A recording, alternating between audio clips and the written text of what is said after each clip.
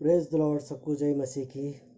मेरी प्रियो में परमेश्वर के नाम को धन्यवाद देता हूँ इस समय के लिए कि उसने हमारे जीवन में एक नया जीवन हमें दिया हुआ है और हम सबको यहाँ पे इकट्ठा किया हुआ है और आज का एक नया दिन उसने हमारे जीवन में जोड़ा है। इसलिए इन सारी बातों के लिए मैं दिल से परमेश्वर का शुक्रिया अदा करता हूँ। मेरे प्रियो, मैं कोई पास्टर वगैरह नहीं हूँ। मैं जो वीडियो बनाता हूँ, पहले बाइबल पढ़ता हूँ, पढ़ने के बाद में जो वचन मेरे दिल को छू लेता है या जिस वचन से मुझे कुछ सीखने को मिलता है, वही वचन मैं आगे शेयर करना चाहता हूँ और इसके लिए मैं ये वीडियो बनाता हूँ। और मैं इन दिनों में मत्ती रचित सुसमाचार इसका 5वां अध्याय, जिसे यीशु का पहाड़ी उपदेश कहा गया है, अगर आप 5वां अध्याय पढ़ेंगे तो उसका जो हेडिंग है, ऊपर जो लिखा हुआ है, उसे लिखा है, उसमें वहाँ पर ऐसा लिखा हुआ है, यीशु का पहाड़ी उपदेश। और ये जो पहाड़ी उपदेश है, ये 5वें अध्याय से लेकर 7वें अध्याय तक लिखा हुआ है।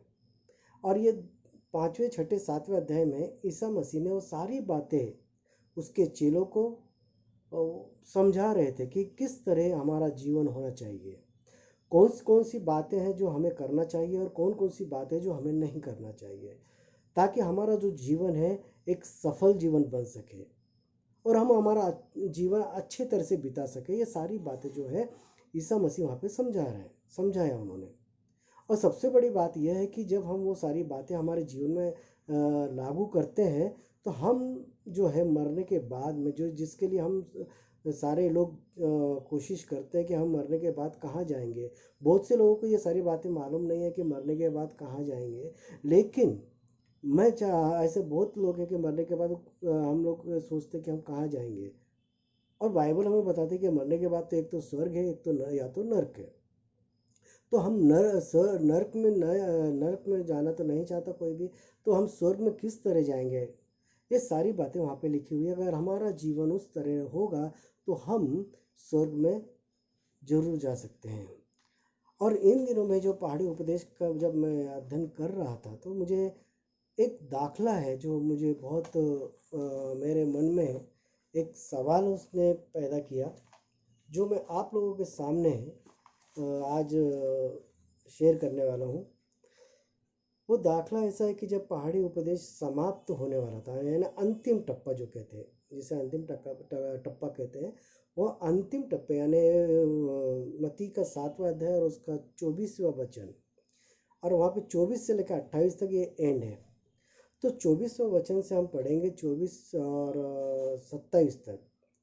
तो यहाँ पर लिखा हुआ है कि इसलिए जो कोई मेरी बातें सुनकर उन्हें मानता है, वह उस बुद्धिमान मनुष्य के समान ठहरेगा जिसने अपना घर चट्टान पर बनाया, और मेह बरसा और बाढ़ें आई और आंधियां चली और उस घर से टकराई, फिर भी वह नहीं गिरा, क्योंकि उसकी नींव चट्टान पर डाली गई थी। परंतु जो कोई मेरी बातें सुनता है और उन पर नहीं चलता, वह उस निर्बुद्धि मनुष्य के समान ठहरेगा जिसने अपना घर बालू पर बनाया, बालू बोले तो रेती पर बनाया, और मेह बरसा और बाढ़ें आई और आंधियां चली और उस घर से टकराई, और वह घर गिरकर सत्यानाश हो गया। ये जो पहाड़ी उपदेश का अंतिम टप्पे का ये उदाहरण है, दाखला है। और यहाँ पे ईसा मसीह बहुत महत्वपूर्ण बातें हमें सिखाना चाहते हैं, क्योंकि चट्टान जो है वो ईसा मसीह है और घर जो है वो हमारा जीवन है। और ईसा मसीह चाहते हैं कि हमारा जो घर है वो चट्टान पर होना चाहिए, यानी हमारा जो जीवन है वो ईसा मसीह पर निर्भर रहना चाहिए।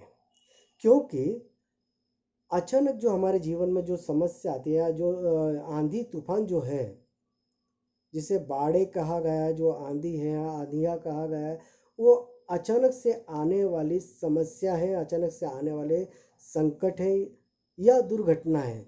यानी कि हमारे जीवन में जो अचानक से कोई समस्या आती है या कोई अड़चन आती है या कोई दुर्घटना हो जाती है, कोई बड़ा संकट आ जाता है जिससे हमारा जीवन जो है बिखर जाता है। और ये सारी बातें होना नहीं चाहिए। इसके लिए प्रभु यीशु मसीह ने यह उदाहरण दे के रखा हुआ है कि हमारा जीवन किस तरह से होना चाहिए। लेकिन आगे वो कहते हैं कि जो कोई इसे सुनता है और इसे मानता है तो वह मनुष्य उस बुद्धिमान मनुष्य के समान ठहरेगा। और अगर हम देखेंगे कि ये जो दाखले से पहले ईसा मसीह ने और एक वचन कहा है जो मैंने इसके पहले के वीडियो में पढ़ा था, और आज फिर से मैं वह वचन पढ़ता हूँ। वहाँ पर लिखा हुआ है कि मत्ती का पुस्तक इसका 7वां अध्याय और 21वां वचन में लिखा है, प्रभु हे प्रभु कहता है, उनमें से हर एक व्यक्ति का स्वर्ग के राज्य में प्रवेश न करेगा। यहाँ पे लिखा है, जो मुझसे हे प्रभु कहता है, उनमें से हर एक व्यक्ति का स्वर्ग के राज्य में प्रवेश न करेगा, परंतु वही जो मेरे स्वर्गीय पिता की इच्छा पर चलता है। जो कोई मेरे पिता के इच्छा पर चलता है वही स्वर्ग में जा सकता है। और अगर हम लूका की पुस्तक इसका 6वां अध्याय पढ़ेंगे और 46वां वचन में लिखा है, प्रभु कहते हैं, जब तुम मेरा कहना नहीं मानते तो क्यों मुझे हे प्रभु कहते हो। ये सवाल है। ईसा मसीह यहाँ पर हमसे सवाल कर रहे हैं कि जब तुम मेरा कहना ही नहीं मानते, मेरे वचनों के अनुसार नहीं चलते, तो फिर क्यों तुम मुझे हे प्रभु कर आवाज देते हो। तो इसका मतलब क्या निकलता है मेरे प्रियो? हम सभी लोग जो हैं चर्च को जाते हैं, हम सभी लोग दान देते हैं, हम सब लोग प्रार्थना करते हैं, सारी बातें करते हैं, लेकिन ईसा मसीह ने जो हमें वचन दिए हैं, जो ईसा मसीह की जो इच्छा है, ईसा मसीह का जो हमें समझाया ईसा मसीह ने कि हमारा जीवन किस तरह होना चाहिए, उसके हिसाब से हम जीवन नहीं बिताते। अगर उदाहरण के तौर पर हम देखा जाए कि अगर ईसा मसीह कहते कि अपने बैरी से प्रेम रखो, तो हम हमारे बैरी से बैर रखते हैं, प्रेम नहीं करते। या अगर उदाहरण देखा जाए कि ईसा मसीह कहते हैं कि जैसे तुम अपने अपराधियों को माफ करो, तो हम देखते कि हम हमारे साथ में अगर कोई गलत काम कर दे तो हम उसे कभी माफ नहीं करते। ऐसी बहुत सी बातें हैं कि जो ईसा मसीह कहते कि तुम ये करो, और वो हम नहीं करते। और उदाहरण के तौर पर अगर देखा जाता है कि परमेश्वर ने आदम से कहा था कि तू ये पेड़ का फल मत खाना, और उसने आदम ने जाके पेड़ का फल खा लिया। ऐसे बहुत सी बातें हैं। बाइबल कहती है कि तुम लोग एक दूसरे का आदर करो, लेकिन हम एक दूसरे का आदर नहीं करते। ऐसे उदाहरण देखा जाए तो बहुत से उदाहरण बाइबल में लिखे हुए हैं कि ईसा मसीह जो हमसे कहना चाहते, जो हमारे फायदे की बातें हैं, तो भी हम उस हिसाब से नहीं जीते, हम अपने हिसाब से जीते हैं। इसलिए वो कहते हैं, जो कोई मेरी बातें मानता है वो बुद्धिमान मनुष्य के समान है, जिसने अपना घर चट्टान पर बांधा। मेरे प्रियो, ईसा मसीह को जानना महत्वपूर्ण बात नहीं है। अगर आज ईसा मसीह को इस संसार में 99% लोग जो हैं ईसा मसीह को जानते हैं, 99% है। ईसा मसीह को जानना कोई बहुत महत्वपूर्ण बात नहीं है। ईसा मसीह को पहचानना, ईसा मसीह को मानना यानी अपनाना, यह महत्वपूर्ण बात है। आज हम देखते हैं कि ईसा मसीह को लोग जानते हैं कि ईसा मसीह हमें चंगाई देते हैं, बीमारी से छुटकारा देते हैं, और अशुद्ध आत्माओं से हमें छुटकारा देते हैं, और हमें आशीष देते हैं। हमारे जो भी प्रॉब्लम हो ईसा मसीह सुनते हैं और उसमें से हमें छुटकारा देते हैं। और ये सारी बातें ईसा मसीह करते हैं। और आगे भी करेंगे। लेकिन ईसा मसीह का मकसद ये नहीं था। ईसा मसीह का मकसद है हमारा जीवन के बारे में, कि हमारा जीवन किस तरह होना चाहिए ताकि हम मरने के बाद में सीधा स्वर्ग में जा सके। यहाँ ईसा मसीह वो सिखाना चाहते हैं। लेकिन क्या होता है कि हम हमारी मनमानियाँ करते हैं, हम ईसा मसीह की बात पर ध्यान नहीं देते। अगर हमें चंगाई मिली, हम बात को ईसा मसीह को छोड़ देते हैं। हमारे अशुद्ध आत्मा से हमें छुटकारा मिला, हम ईसा मसीह को भूल जाते हैं। जैसे हम पहले प्रार्थना करते थे, हमारा मतलब निकलने के बाद हमारी प्रार्थना कम हो जाती है। ऐसा हमारा जीवन है। और अगर हम बाइबल में से मत्ती के किताब में ये लिखा हुआ है कि बाइबल में दो और एक चमत्कार लिखे हुए हैं। एक चमत्कार है पहला, जो ईसा मसीह ने 5,000 लोगों को खाना खिलाया। और दूसरा चमत्कार है, ईसा मसीह ने 4,000 लोगों को खाना खिलाया। मेरे प्रियो, इन लोगों ने ईसा मसीह को देखा था और इन लोगों ने ईसा मसीह को पूरे तरह से देखा हुआ था कि ईसा मसीह ने क्या क्या काम किए। लोगों को चंगाई दी, लोगों को बीमारी से चंगाई दी, लोगों को अशुद्ध आत्माओं को अशुद्ध आत्माएं निकाली, लंगड़ों को चंगा किया, अंधों को चंगा किया, मुर्दों को जिंदा किया। ये सारी बातें इन लोगों ने आंखों से देखी थी। और इतना ही नहीं, तो वहाँ पर लिखा हुआ है कि 5 रोटी और 2 मच्छी देके ईसा मसीह ने 5,000 लोगों को खाना खिलाया। ये चमत्कार भी उन लोगों ने देखा था। 4,000 लोग खाना खाए, वो भी चमत्कार उन लोगों ने देखा था। लेकिन कितने लोगों ने ईसा मसीह को अपनाया, कितने लोग ईसा मसीह के पीछे चले, खा पी के तृप्त होके चंगे होके निकल गए। ईसा मसीह उनका जीवन के बारे में सोचते। ईसा मसीह ने क्यों अपना प्राण दिया, ईसा मसीह ने क्यों अपना लहू बहाया, ताकि हमें अनंत काल का जीवन मिले, ताकि हम अनंत काल तक जिंदा रहें, हम ईसा मसीह के साथ रहें। और ये सारी बातों के लिए ईसा मसीह ने अपना लहू बहाया है। खाना पीना तो वो ऐसे भी दे रहे हैं, उसमें कोई बड़ी बात नहीं है। अगर हम ईसा मसीह पर विश्वास करते हैं तो हमें चंगाई मिलने ही वाली है। अगर हम विश्वास से अगर ईसा मसीह से खाना मांगेंगे तो हमें खाना मिलने ही वाला है। लेकिन ईसा मसीह चाहते हैं कि वो हम आनंद, हमारा जो जीवन है अनंत काल का जीवन, उससे मांगे, हमारे पापों को प्रायश्चित करें। ये ईसा मसीह चाहते हैं। आज ये जो दाखला है, इस दाखले को, इस उदाहरण को ईसा मसीह ने देकर, मुझे लगता है करीबन 2019 से 20 साल हो चुके हैं। लेकिन आज भी ईसा मसीह इस दाखले से हमें क्या सिखाना चाहते हैं, क्या है उनकी इच्छा? आज वह हमसे फिर से क्यों कहना चाहते हैं कि जो कोई मेरी बातें सुनता है और उसे अपनाता है, उसे मानता है, वह उस बुद्धिमान मनुष्य के समय है जिसने अपना घर चट्टान पर बांधा, ताकि जो आंधियां आएंगी, तूफान आएंगे तो हमारा घर गिरेगा नहीं।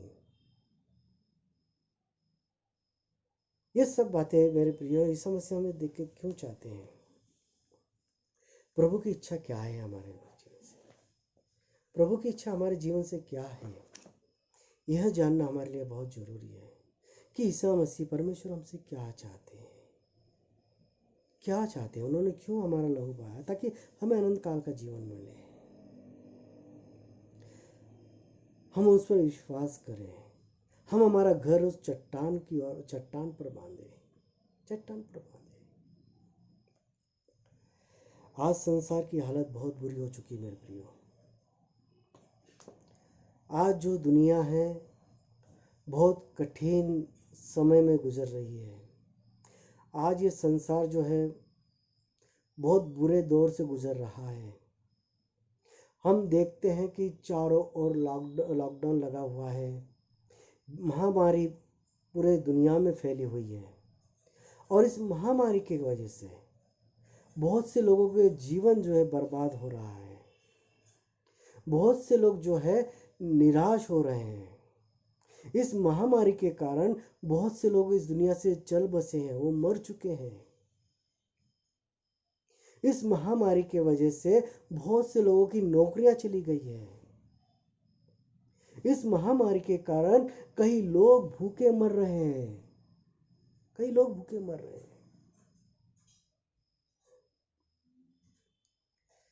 मेरे प्रियो, और इस महामारी के कारण लोग निराशा में हो गए, निराशा जीवन हो गए, डिस्टर्ब हो चुके हैं, उनका जीवन निराशा से भर चुका है। भय का वातावरण है, चारों ओर भय का वातावरण फैला हुआ है। हम नहीं जानते कि कल हमारा क्या होने वाला है। आज लोगों की यह हालत है कि वो नहीं जानते कि आने वाला कल कैसा होने वाला है। मुझे काम मिलने वाला है क्या, मुझे पैसा मिलने वाला है क्या, मुझे नौकरी मिलने वाली है क्या, मुझे खाना मिलने वाला है क्या। आज ऐसा भय चारों ओर फैला हुआ है मेरे प्रियो। सारी दुनिया में यह भय फैला हुआ है, और इस भय के कारण बहुत से लोग डिप्रेशन के अंदर जा रहे हैं। और ये सब बातें हमारे जीवन में नहीं होना चाहिए। हमारा जीवन एक सफल जीवन होना चाहिए। इसलिए ईसा मसीह कहते हैं कि तुम्हारा घर चट्टान पर बांधो, ताकि यह आंधियां आएंगी, तूफान आएंगे, लेकिन यह हमसे टकराएंगे जरूर, लेकिन हमें तहस नहस नहीं कर पाएंगे, क्योंकि हमारा घर जो है चट्टान पर बांधा हुआ है। हमारा जीवन वो प्रभु के हाथ में हमने दिया हुआ है, वह प्रभु हमारी सहायता करेंगे। आइए हम बाइबल में से कुछ वचनों को पढ़ेंगे जो बाइबल हमें बताती है, हमें जो सहारा मिलता है। आज सबसे पहले हम पढ़ेंगे यशायाह की किताब, इसका 43 अध्याय और 5वां वचन। यहाँ पर लिखा है, मत डर क्योंकि मैं तेरे साथ हूँ। परमेश्वर कहते हैं मत डर क्योंकि मैं तेरे साथ हूँ।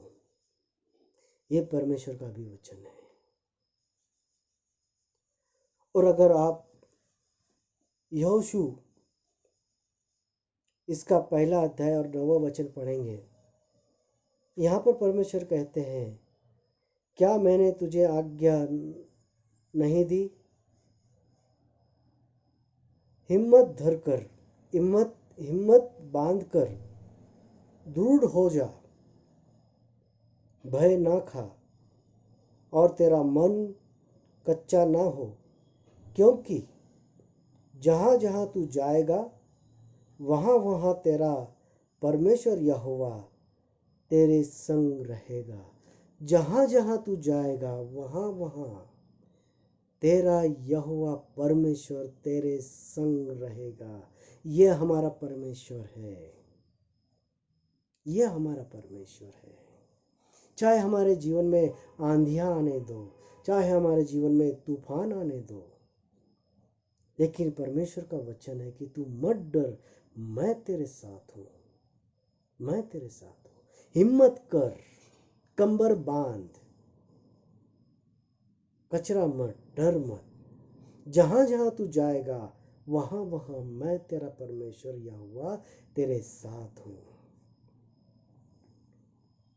और नया नियम में मत्ती रचित सुसमाचार इसका 11वां अध्याय और 28वें वचन में प्रभु यीशु मसीह कहते हैं, हे सब परिश्रम करने वालों और बोझ से दबे हुए लोगों, मेरे पास आओ, मैं तुम्हें विश्रांति दूंगा, मैं तुम्हें विश्रांति दूंगा। मैं तुम्हें ये सारी बीमारियों से दूर रखूंगा, मैं तुम्हें सारे भय से दूर रखूंगा, मैं तुम्हारे मन में शांति दूंगा। ये कौन कहता है? हमारा चट्टान, हमारा परमेश्वर, हमारा प्रभु हमसे कहता है। इसलिए मेरे प्रियो में परमेश्वर कहता है, जो कोई मेरी बातें मानता है वह उस बुद्धिमान के समान है, जिसने अपना घर उस चट्टान पर बांधा है। ईसा मसीह चाहते कि हमारा घर, हमारा जीवन उस प्रभु यीशु मसीह के हाथ में हमसे सौंपना है, उस चट्टान पे हमें बांधना है, ताकि हमारे जीवन में जो अचानक आने वाली जो समस्या है, अचानक आने वाली ये जो बीमारियां हैं, ये सारी बीमारियों में से हमें साथ देने वाला कौन है? तो हमारा परमेश्वर हमारे साथ खड़ा रहेगा। और मेरे प्रियो, आने वाले दिनों में से बाइबल में ऐसे बहुत सी बातें लिखी हुई हैं, बहुत से अभी वचन परमेश्वर ने हमें दे के रखे हुए हैं, जो हर बीमारी के लिए हर समय में हमें उत्तेजन देते हैं, हमारी सहायता करते हैं। बाइबल में बहुत से ऐसे वचन हैं मेरे प्रियो, इसलिए ईसा मसीह कहते हैं, इन्हें पढ़ो, इसे मानो, इसे समझो और अपना घर जो है उस चट्टान पर बांधो। आने वाले समय मेरे प्रियो बहुत कठिन होने वाले हैं। ये तो एक ही महामारी आई है। हम हमारे जीवन के अंत के समय में है मेरे प्रियो। इस संसार का अंत कभी भी हो सकता है। बहुत सी बीमारियां आएंगे, बहुत से महासंकट आने वाले हैं। और जब हमें अच्छे तरह से जीना है तो हमें हमारा जो जीवन है उस चट्टान पर लगाना, हमारा घर हमें उस चट्टान पर बांधना है। मैं नहीं ये कहता मेरे प्रियो कि हम ईसा मसीह को अपनाने के बाद हमारे जीवन में बीमारियां नहीं आएंगी, ऐसा मैं नहीं कहता। हमारे जीवन में संकट नहीं आएंगे, ऐसा मैं नहीं कहता। हमारे घर में कोई दुर्घटना नहीं होगी, ऐसा मैं नहीं कहता। लेकिन मेरे प्रियो, हमारे जीवन में ये सारी बातें आएंगी, लेकिन इसमें से निकालने के लिए मेरा प्रभु मेरे साथ में है। मेरा विश्वास ये रहेगा कि मेरा प्रभु मेरे साथ है, वो मुझे इसमें से बाहर निकालेगा, क्योंकि उसका अभी वचन है, मत डर, मैं तेरे साथ हूं। तू जहां जाएगा वहां मैं तेरे साथ हूं, ऐसा मेरा कहने वाला मेरा परमेश्वर है। तो मुझे क्यों डरना है? मैं क्यों डरूं और किससे डरूं? मेरे प्रियो, आज इस वचन से मैं इतना ही आपको समझाना चाहता हूँ, इतना ही कहना चाहता हूँ कि हमें हमारा जीवन प्रभु यीशु के हाथ में सौंप देना है। हमें हमारा घर उस चट्टान पर बांधना है, ताकि अचानक आने वाले तूफान हो या आंधियां हो या कुछ भी हो, हमारा जीवन बिखरेगा नहीं। परमेश्वर हमेशा हमारे साथ रहेंगे। हमें वो चमत्कार देख के ईसा मसीह को छोड़कर जाना नहीं है। तो हमें चमत्कार देखने की जरूरत नहीं है। तो ईसा मसीह के वचनों पर हमें विश्वास करके उसके साथ में हमें जीना है, उसके साथ में हमें जीना है। अंत में मैं आपको यही कहूँगा मेरे प्रियो, कि परमेश्वर चाहते कि जब तक मैं जिंदा हूँ तब तक उसके साथ चलूं।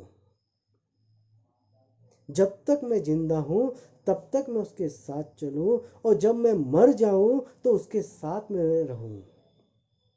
यह मेरा परमेश्वर चाहता है, यह मेरा परमेश्वर चाहता है कि मेरे मरने के बाद भी मैं अपने परमेश्वर के साथ में रहूं। कौन है ऐसा जो हमसे इतना प्यार करेगा? कौन है ऐसा? मेरे प्रियो, परमेश्वर हम सबकी सहायता करे। आने वाले समय में परमेश्वर हम सबकी सहायता करे, उसकी आत्मा से हमें भरे, उसकी आत्मा के प्रेरणा से हमें चलाए, और ये सारी बातों पे हमें विश्वास करने के लिए परमेश्वर हमारी सहायता करे।